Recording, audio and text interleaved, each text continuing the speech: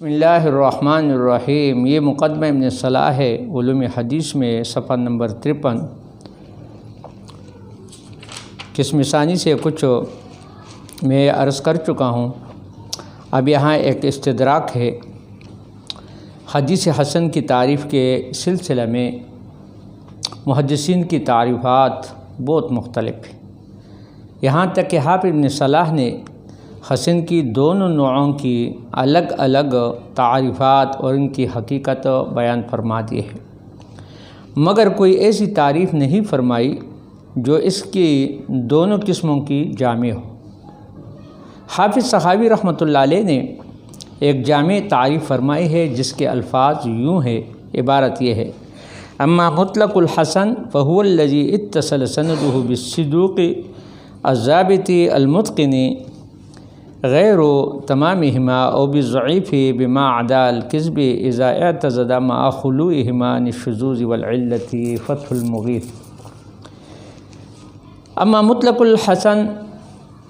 رہی مطلق حدیث حسن تو ایسی حدیث ہے، فهو الذي اتصل سنده بالصدوق الضابط المتقن، جس کی سند متصل ہو اور مرکب ہو عادل اور ضابط راوی سے، جس کا ضبط و اتقان کامل نہ ہو، غیر تمامہما، کہ ان کا ضبط اور اتقان کامل وغیرہ نہ ہو، ایسے راوی سے جو کذب کے علاوہ سبب سے ضعیف ہو، او بضعف ما بما عدا الکذب، جس کو اذا اعتزل مع خلوئہما من الشذوذ والعلۃ، جس کو تعدد طرق کی وجہ سے قوت حاصل ہو، بشرطے کہ دونوں قسمیں شاذ ہونے سے اور معلول ہونے سے محفوظ ہو۔ حضرات فرماتے ہیں کہ اس تعریف میں صرف اتنی خامی رہ جاتی ہے کہ وہ اس حسن لغیرہ کو شامل نہیں ہے جو کہ اصلاً منقطع یا مرسل ہوتی ہے، اور تعدد طرق سے حسن لغیری بن جاتی ہے،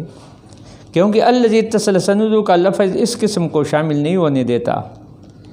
اس لیے اس تعریف میں اگر اتنی تبدیلی مثال کے طور کر دی جائے کہ او بالضعیف کی جگہ او ضعف کر دیا جائے، بالضعیف کی جگہ ضعف کر دیا جائے تو شاید یہ تعریف جامع بن جائے۔ یعنی مطلق حسن وہ ہے جس کی سند صدوق ضابط غیر تام ضبط کے ذریعے متصل ہو، یا وہ سند کذب راوی کے علاوہ کسی سبب سے ضعیف ہو کر دوسری سند سے قوت پایا جائے، بشرطے کہ شذوذ اور علت سے محفوظ ہو۔